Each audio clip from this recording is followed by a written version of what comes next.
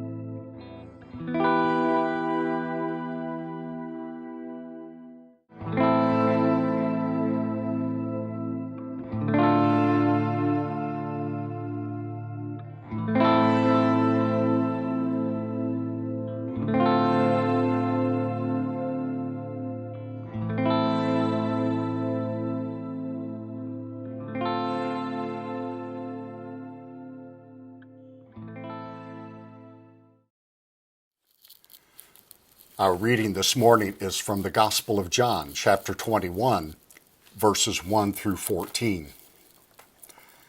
Afterward, Jesus appeared again to his disciples by the Sea of Galilee. It happened this way: Simon Peter, Thomas, who is called Didymus, Nathanael from Cana in Galilee, the sons of Zebedee, and the two other disciples were together. "I'm going out to fish," Simon Peter told them, and they said, "We'll go with you." So they went and got into the boat, but that night they caught nothing. Early in the morning, Jesus stood on the shore, but the disciples did not recognize that it was Jesus. He called out to them, "Friends, haven't you caught any fish?" "No," they answered. He said, "Throw your net on the right side of the boat, and you will find some." When they did, they were unable to haul in the net because of the large number of fish. Then the disciple whom Jesus loved said to Peter, "It is the Lord." As soon as Simon Peter heard him say, "It is the Lord," he wrapped his outer garment around him, for he had taken it off, and jumped into the water. The other disciples followed in the boat, towing the net full of fish, for they were not far from shore, about 100 yards. When they landed, they saw a fire of burning coals there with fish on it and some bread. Jesus said to them, "Bring some of the fish you have caught." Simon Peter climbed aboard and dragged the net ashore. It was full of large fish, 153, but even with so many, the net was not torn. Jesus said to them, "Come and have breakfast." None of the disciples dared to ask him, "Who are you?" They knew it was the Lord. Jesus came, took the bread, and gave it to them, and did the same with the fish. This was now the third time Jesus appeared to his disciples after he was raised from the dead.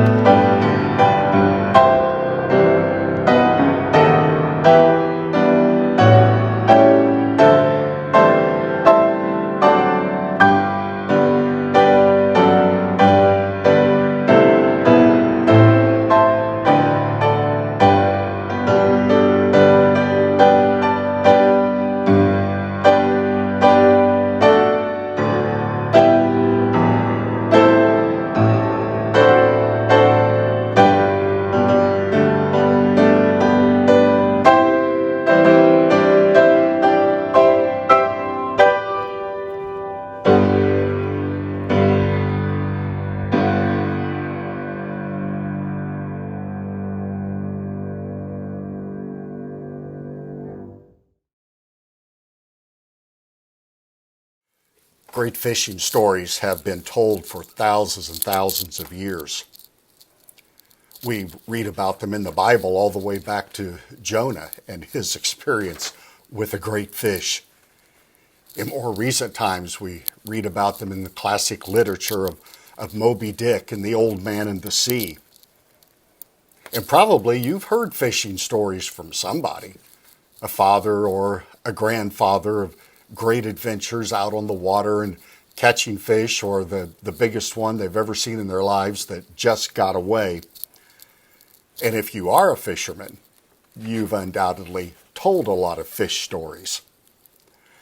Well, it's interesting that Jesus often referred to fishing or to fish themselves in various ways in his teachings.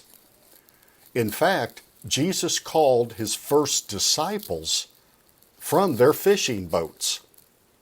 He said, "Follow me, and I will make you fishers of men." And they did just that. It's now some 3 years later, and these disciples, these followers whom Jesus had called, have been through a great deal with Jesus. They've traveled with him all over the land. They have been with him as he taught, and they have listened. They've been with him as he performed great miracles that they themselves have witnessed. They have shared in his life and his ministry for these 3 years.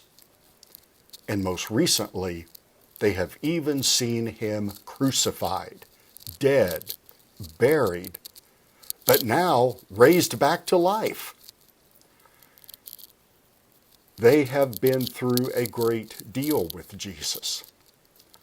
But now they find themselves back where it all began, on the Sea of Galilee. They're still in a state of confusion and perhaps shock and uncertainty after all the recent events of the resurrection of Jesus. They still don't fully comprehend what all this means. And so in that state, they have returned to what they know best, and that is fishing. They've returned to their home region, to their home area, and to the things that they are most familiar with. John says that on this particular day, 7 of the disciples were together. And as evening came, Peter decides he wants to go fishing. And they all said, "We'll come with you." And so they are all out fishing on the Sea of Galilee, but they are there all night long. And they've caught nothing. Early in the morning, they hear a voice calling from shore. "Haven't you caught anything?" "No," they call back. And in their minds, they're probably thinking, "Of course we haven't, but thanks for calling that to our attention that we've been here all night and haven't." But they just said, "No." Jesus calls back to them and says, "Throw your net on the right side of the boat and you'll find some." Now, surely that seemed utterly pointless to these men. What possible difference could just a few feet make in where we have thrown our nets when we have been getting nothing all night long? And though they don't recognize the stranger on the shore yet, it's still dark, it's a distance away, they don't know who's talking to them, but they figure, well, it's worth a try. Yes, we're professional fishermen, we know what we're doing, but nothing we've been doing has worked all night. And so they did as the stranger on the shore said. They threw the net on the right side of the boat. And John says when they did, they were unable to haul the net in because of the large number of fish. And that's when John suddenly realizes that it's Jesus there on the shore calling out to them. And he calls to Peter and says, it's the Lord. Peter, on hearing this, jumps into the water, swims ashore, leaving the others to struggle with the net. And when they all reach shore, Jesus is there, and he is cooking breakfast for them, and he serves it to them.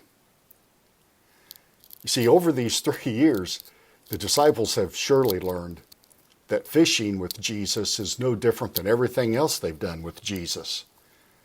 It's always an adventure. But they're also learning on this occasion some other important lessons about what it means to not only fish with Jesus, but to follow Jesus. First of all, they realize that fishing with Jesus requires a degree of humble obedience. Now, I'm not a fisherman, and I know very little about it. But this much I do know for sure, that those of you who are fishermen do not take kindly to fishing advice from people like me who are not fishermen. Jesus himself is not a fisherman, but many of his disciples were fishermen. In fact, they were professional fishermen. It's how they earned their living. And so when they hear Jesus giving them instructions from the shore, they have to swallow their pride, take a dose of humility in order to obey the voice that's calling to them.